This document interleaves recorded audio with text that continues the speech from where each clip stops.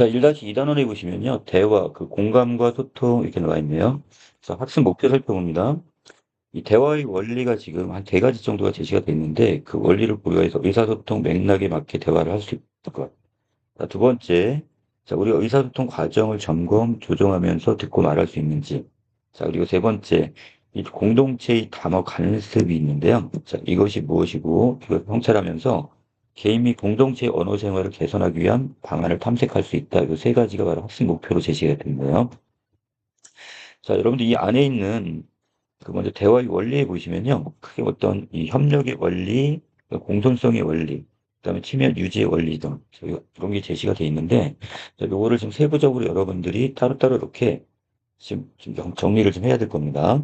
자, 먼저 대화의 원리 먼저 보겠습니다. 자, 대화 이걸 다른 말로 담화라고도 하는데 두 사람 이상이 모여서 말로써 서로의 생각과 느낌을 표현하는 것. 자, 이렇게 보시면 되겠습니다. 자, 그래서 대화라는 것은 우리가 일상에서 흔히 할 수 있는 거잖아. 비교적 형식이 자유롭고 누구나 경험하는 가장 기본적인 의사소통 유형이라는 특징을 갖고 있습니다. 자, 또한, 자, 여기서 대화 역시 나름의 어떤 일정한 구조와 특성을 가지고 있다는 것도 하나의 특징이 되겠죠. 그래서 무조건 이제 말을 한다고 되는 게 아니라, 자, 이것이 어떤 일정한 원리, 자, 여기에 의해서 이것이 제시가 돼야 될 거예요. 자, 이 부분에서는 즉 단원에서는 이걸 협력의 원리와 공손성의 원리, 치면 유지의 원리로 다시 나눠서 설명을 하고 있습니다. 자, 이것을 고려해야지만 우리가 어떻게 해요? 좀 더 원활한 의사소통이 가능하다 들으시면 되겠고요. 자, 두 번째는 공동체의 담화 관습 부분인데 같은 언어를 사용하는 사람들은 특정한 언어 사용 방식과 태도를 공유하게 됩니다. 자, 이와 같이 오랜 시간에 걸쳐 형성되는 이 담화 공동체의 규칙이나 질서 따위는 담화 관습, 또 다른 말로 담화 습관 이렇게 보시면 될 것 같고요. 이 담화 공동체 의 사람들은 이 자연스럽게 담화 관습을 습득하고 이에 따라 말하고 상대방이 말을 해석하기 때문에 이 원활한 의사소통을 위해 담화 관습을 고려하는 게 중요하다고 했습니다. 그래서 우리가 지금 같은 이 공동체 사이에 살다 보면 나름대로 어떤 담화 관습이 형성이 된단 말이야. 자, 그것을 지킴으로써 그렇게 좀 더 원활한 의사소통이 가능하다고 보고 있어요. 자, 그렇지만 만약에 담화 관습에 너무 지나치게 기대게 된다면 그것도 식상한 느낌을 주거나 또는 의사소통 과정의 진정성 의심받을 수 있으니까 자, 우리가 어떻게 그 그 시대적 상황을 고려해서 담화 관습을 비판적으로 성찰하고 개선하는 것도 필요할 겁니다. 자, 아래로 내려가겠습니다. 자, 활동 안내 부분인데요. 자, 이 대화의 원리 부분입니다. 자, 이거 구체적인 어떤 정보 전달하는 형식이니까 자, 설명의 형식으로 보시면 되겠죠. 자, 그래서 우리가 지금 원활한 의사소통과 좋은 관계 형성을 위해서 대화의 원리에 대해 우리가 이해할 필요가 있다 이렇게 이야기했습니다. 자, 특징이 그게 두 가지가 있네요. 이 대화의 원리 종류는 어떤 게 있고 왜 우리가 대화 원리를 지켜야 되는 그 필요성, 그리고 구체적인 대화 방법은 어떤 게 있는지, 그리고 구체적 사례를 제시해서 독자 이해를 도와주고 있습니다. 자, 먼저 우리는 대화의 원리 들어갑니다. 자신의 생각을 말하고 상대방의 말을 듣는 과정을 통해서 서로의 지식이나 의견, 감정 등을 공유합니다. 대화는 이러한 의사소통이 가장 기본적인 방식이 되겠는데, 자, 대화를 통해서 첫 번째, 자신이 전달하고자 하는 바를 정확히 표현을 해야 되고, 자, 두 번째, 상대방의 말을 잘 이해하고, 자, 그 다음에 서로 좋은 관계를 형성하고 지속해 나가기 위해서, 자, 우리가 대화의 원리를 지킬 필요가 있겠습니다. 자, 이 세 가지를 고려를 하고요. 자, 그래서 여기에 따라서 우리가 구체적인 대화의 원리엔 뭐가 있다? 자, 첫 번째가 바로 대화의 협력의 원리가 되겠네요. 자, 협력의 원리란, 자, 일반적으로 어떤 사람들은 대화의 목적이나 또 요구에 맞게 대화를 하고 상대방도 이에 협력할 것을 기대한단 말이야. 그래서 우리가 대화의 이 협력의 원리가 필요한 거야. 이 협력의 원리에 따라 대화하기 위해서는 자, 먼저 대화의 목적에 필요한 만큼의 정보. 자, 이것을 너무 많은 대화를 하는데, 그래서 무조건 양이 많다고. 말을 많이 한다고 해서 그것이 많은 정보를 제공한다고 볼 수는 없겠고요. 필요한 만큼. 자, 이것을 우리가 양의 경률이라고 합니다. 자, 또한 타당한 근거를 들어서 진실을 말하는 것. 자, 이것을 우리가 뭐라고 하고요? 질의 경률. 또 대화의 목적이나 주제에 관련된 것을 말해야 돼. 자, 이것을 주제나 목적과 관련이 있다. 그러니까 이 관련성의 경률. 자, 아무거나 아무데나와 같은 모호한 표현이나 중의적 표현. 중의적이 뭐예요? 자, 하나의 단어가 두 가지 이상의 의미로 해석이 될 때 이걸 중의적 표현이라고 하죠. 이런 것은 가급적 어떻게 모호한 표현, 중의적 표현은 가급적 사용하지 말고 간결하고 조리 있게 말하는 거. 자, 이것을 우리가 태도의 경륜 이렇게 얘기합니다. 자, 여기까지 우리가 지금 왼쪽 부분에 보시면 자, 협력의 원리는 몇 가지가 있었다? 이게 네 가지가 있다. 필요한 만큼의 정보를 전달한 양의 경륜, 해당한 근거를 들어 진실한 정보만을 제공하는 질의 경륜. 자, 그리고 대화의 목적과 주제에 맞게 관련된 말을 하는 관련성의 경륜. 자, 모호한 말이나 중의적 표현 쓰지 마라. 이걸 태도의 경륜 이렇게 얘기했습니다. 자, 아랫부분에 보니, 자, 여학생과 남학생이 자, 서로 대화를 나눈 것 같은데요. 자, 지금 여학생은 지금 뭔가 먹으러 가자고 해서 배가 고프니까. 자, 그런데 거기에 대해서 남학생은 아무거나 아무데나 가 이렇게 얘기하고 있어요. 이게 좀 모호하게 말하고 있죠? 자, 이게 바로 뭐야? 네, 이게 태도의 경륜을 어긴 것이다. 이렇게 보시면 되겠습니다. 자, 두 번째 가볼까요? 자, 이번에는 대화의 원리 두 번째, 바로 공손성의 원리가 있네요. 자, 협력의 원리가 정확하고 효율적인 의사소통과 관련 있다. 아까 위에서 얘기했던 거 얘기한 거야. 자, 거기에 비해서, 자, 공손성의 원리라는 것은 대화 참여자들이 서로 우호적인 관계를 맺고, 자, 우호적이란 말이 뭐야? 서로 좋은 관계. 자, 이런 관계를 맺고, 자, 유지해 나가는 것과 관련된 게 바로 공손성의 원리가 되겠습니다. 이 공손하다는 게 뭐야? 자, 공손한 어떤 우리가 겸손하거나 어떤 우리가 다른 사람을 어떤 존중하는 어떤 태도. 자, 이런 고려하는 말하기가 바로 공손성이 되겠죠. 자, 그래서 공손하고 예절 바르게 말을 주고받는 태도를 기반으로 하는데, 자, 너무 어두우니까 불 좀 켜. 자, 이렇게 말하는 것보다는, 자, 저 완곡을 위한 말을 썼어요. 자, 여러분 자꾸 이 완곡과 간곡이 어떤 이 뜻이 좀 헷갈리는 것 같은데, 완곡은요, 이제 공손하게, 부드럽게 말하는 거야. 자, 그래서, 자, 대화를 이어는 거죠. 여러분들이 영어에서 would you 또는 뭐 please 이런 표현들이 있죠? 자, 이것들은 완곡한 표현이다 이렇게 얘기합니다. 자, 책이 잘 안 보이네. 자, 밖이 그새 어두워졌나 봐. 이렇게 얘기했어. 자, 밖에 날씨 좀 컴컴해졌다는 얘기를 하는 것 같은데, 실제, 교실 어둡지? 내가 불을 켤게. 자, 남학생은 지금 불을 켜달라는 말을 하지 않고, 직접적으로 말을 하지 않고, 이걸 돌려 말했단 말이야. 자, 이런 말하기를 우리는 뭐라 한다? 우회적 말하기다 이렇게 얘기합니다. 자, 이렇게 얘기했더니 여학생이 이걸 알아듣고 자, 어떻게 했어? 자, 불을 켜겠다고 말을 하고 있죠. 바로 이게 바로 이 공손성의 원리가 지금 어느 정도 지켜지고 있다 이렇게 보시면 되겠습니다. 자, 세 번째가 바로 체면 유지 원리가 있어요. 우리가 이 공손성의 그 원리는 좀 더 다시 세부적으로 나눠야 되는데 자, 이걸 먼저 좀 보고 갈까요, 그럼? 자, 공손성의 원리는요. 자, 상대방에게 자, 부담이 되는 표현은 어떻게 해요? 자, 이것은 최소화시키고 이익이 되는 표현을 최대화시키는 것. 자, 이게 요령의 경륜이 되겠습니다. 자, 그리고 두 번째, 말하는 사람의 입장에서 자신에게 이익이 되는 표현을 최소화하고 자, 부담이 되는 표현을 최대화시키는 것. 자, 그래서 아랫부분에 점심시간에는 다음 수업을 준비할 게 있어서 저녁에 따로 시간을 낼게. 자, 그래서 대신에 체육관 정리는 같이 하자고 했으니까, 자, 이런 것들이 관용의 경륜이 되겠다. 자, 그래서 내가 지금 어떻게 체육관을 정리하겠어? 자, 이런 어떤 자신이 부담되는 표현을 최대화시켰단 말이야. 자, 그리고 찬동의 경륜은요, 상대를 비난하는 말보다는 칭찬. 이 찬성이 아니야. 여러분들 좀 주의해 주세요. 찬동이라는 말은, 자, 이것을 칭찬을 하다, 이렇게 해석을 하셔야 됩니다. 칭찬. 자, 그래서 자세가 굉장히 좋은데, 자, 그래서 이렇게 저 상대방이 또 뭔가를 충고를 해주는 말과 조언을 해주는 말인 것 같은데, 자, 여기서 먼저 이렇게 칭찬을 먼저 해줬다는 거야. 자, 이게 찬동의 경륜.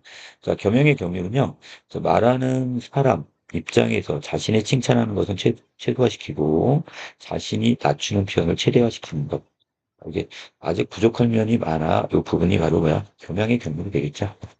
자, 여기 동의의 경륜이 따로 있네요. 그러니까 찬동은 칭찬이라고 그랬고, 동의의 경륜이라는 것은 이 자신의 의견과 상대방 의견의 일치를 최대화시키는 것. 자, 그래서 자, 여기서 같이 여기서 맨 처음에는 같이 저녁 먹으면 좋지 해가지고 자, 지금 어떻게? 이 동의의 경우하지. 그래서 먼저 같이. 자기도 똑같은 의견에 동의를 하지만, 자, 근데 내가 지금 다른 지금 약속이 있어서 이렇게 얘기했다는 거예요. 자, 여러분들 요 예문은 뭐와 함께? 구체적인 그 예문과 함께 이 요령의 경률, 반영의 경률, 찬동, 겸양, 동의의 경률을 기억을 해 놓으셔야 됩니다. 자, 그리고 우리가 대화의 원리 세 번째가 있었죠? 바로 체면 유지의 원리가 되겠습니다. 자, 체면이라는 것은 자, 모든 사회 구성원들이 자, 어떻게 스스로 주장하고 그다음에 보호하고 싶어 하는 공개적인 자아의 모습을 바로 체면이다. 이렇게 얘기하고요. 상대방에 의해 인정받는 것과 동시에 간섭받고자 않고자 하는 욕구가 같이 관련되어 있습니다. 그래서 인정받는 것도 체면, 그리고 남에게 어떤 터치받는 것도 그런 거 되게 싫어하잖아요. 이런 욕구도 마찬가지 체면을 볼 수 있다는 거. 이 체면 유지의 원리는요, 이러한 체면을 지키고자 하는 자신과 이 상대방의 욕구를 만족시키기 위해 같이 노력을 해야 될 겁니다. 나만 그런 건 아니잖아. 상대방도 똑같이 자기 나름대로 체면을 유지하고 싶을 거란 말이야. 자, 그래서 상대방을 좀 배려를 해야 되겠죠. 그래서 상대방의 체면과 상대방과의 관계를 고려하는 대화 방법이란 점에서 어떻게 보면 공손성의 원리와 유사한 비슷한 점도 있어. 자, 이때 상대 측의 요청을 단번에 거절하거나 그림과 같이 여러 사람 앞에서 이 상대방의 잘못을 비방하는 것들은 어떻게 상대방의 체면을 유지시켜주지 못한 사례가 되는 겁니다. 자, 이때 상대방의 체면을 위협하는 행위가 될 겁니다. 자, 이렇게 이걸 우리가 체면 손상으로 인한 갈등을 방지하기 위해서는 직접적인 표현보다는 간접적인 표현을 사용하고 예의를 갖추고 그다음에 상대방을 존중하는 이런 태도 등이 바로 체면 유지의 원리를 지키는 방법이 되겠습니다. 여기 유대감이란 말 나와 있죠?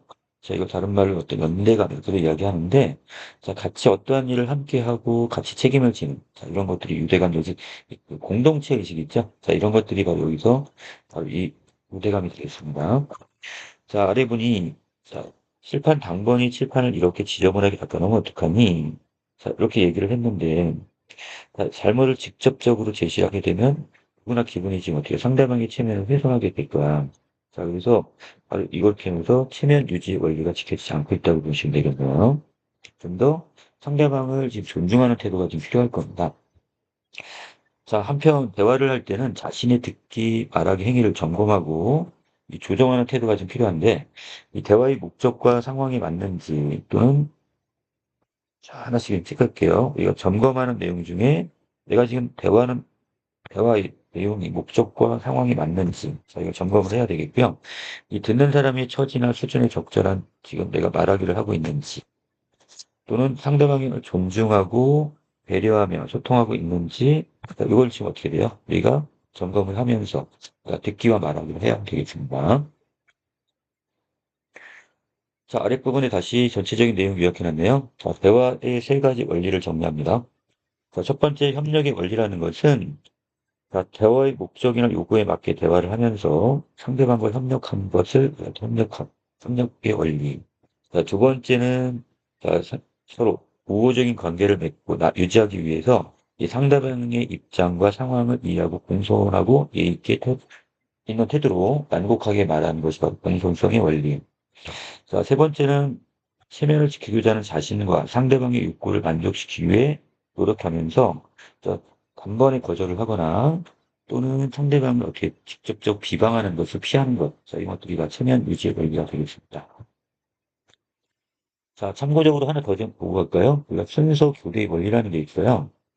자, 어떤 대화라는 것은 혼자만 하는 게 아니잖아. 상대방과 서로 이렇게 말을 주고받게 되는 건데, 자, 그렇기 때문에 역할은 고정되어 있는 게 아니라 끊임없이 화자가 청자가 되고 또 청자가 화자가 되는 순서 교대가 있단 말이야. 자, 그러므로 자, 맨 처음에 이때 이 순서 교대에 의해 진행되는 대화의 일반적인 구조는요. 시작을 할 때는 대화의 통로를 여는 자, 어떤 이야기가 시작되는 화제를 먼저 제시를 하겠죠. 중심 부분에서는 이야기하고자 하는 내용들을 주고받고 종결에서는 대화를 마무리 짓는 그런 부분들이 있을 겁니다. 자, 그 다음 2번 예문을 보시면요.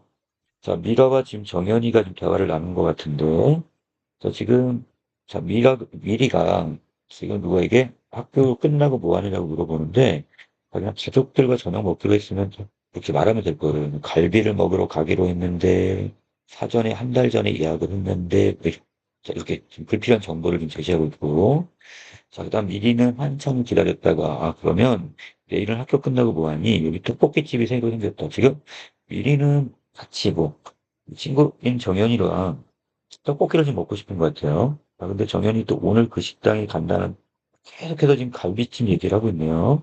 자, 그러다 보니 지금 대화의 목적이나 주제와 관련이 없는 내용을 계속 이야기를 하고 있단 말이야.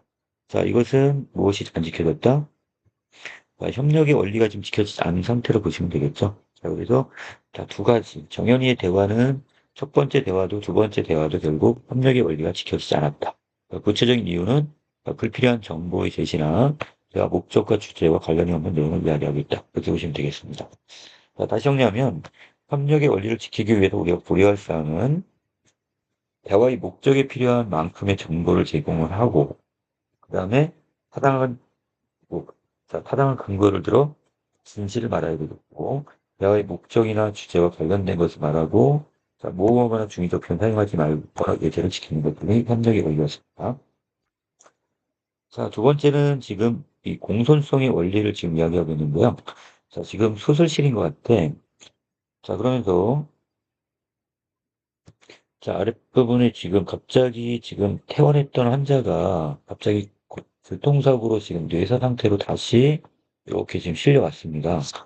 자, 문제는 결국 어떻게 됐다는 거야? 뇌사 상태니까 결국은 돌아가시고 말았네, 아버지가.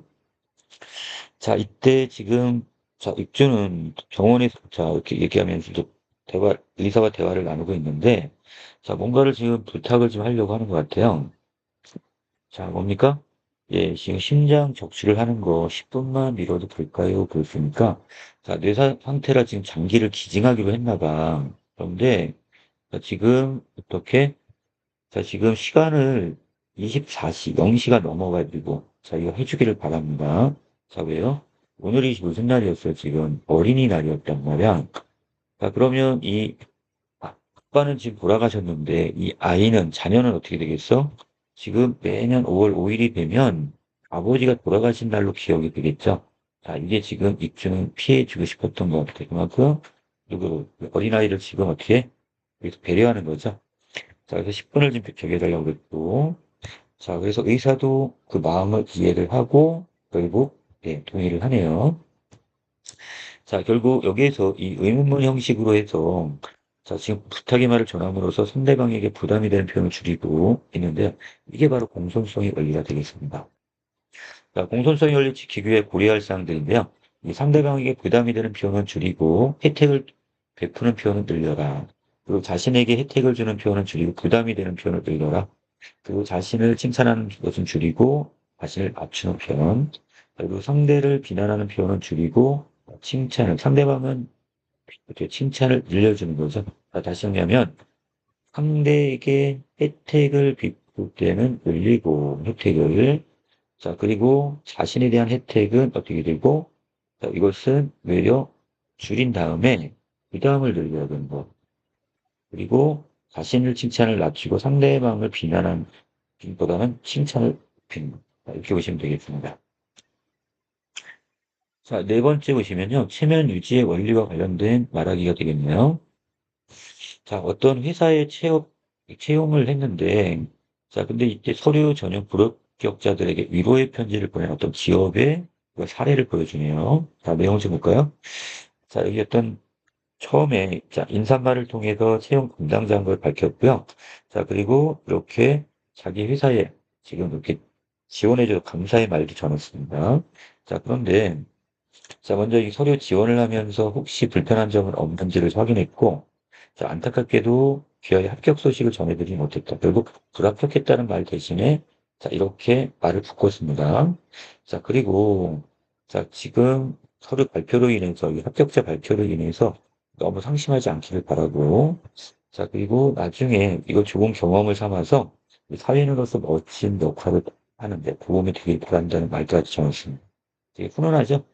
자, 그리고 여기서 끝나는 게 아니라, 자, 좀 더 우리 회사가 더 성장을 해서 다시 또 더 많은 인재를 또 어떻게 또 채용을 하게 되고 그때 다시 한번 만날 수 있기를 진심으로 바란다고 얘기를 하고 있네요.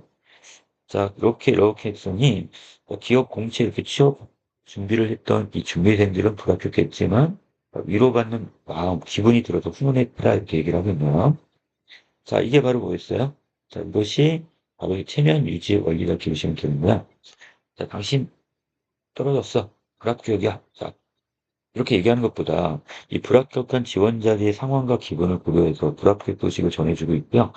지원자의 어떤 능력을 존중하는 표현을 사용해서 이 상대방의 체면을 유지해주고자 하는 노력도 좀 보여주니 자, 상당히 좀 훈훈한 어떤 내용의 편지를 보시면 되겠습니다.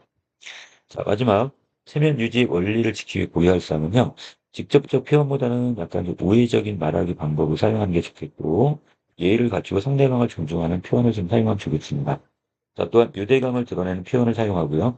마지막으로 상대방의 부담을 줄이는 표현을 사용하는 것이 체면 유지의 원리를 지키는 요령이 되겠습니다. 자, 여기까지 내용 정리 마치도록 하겠습니다.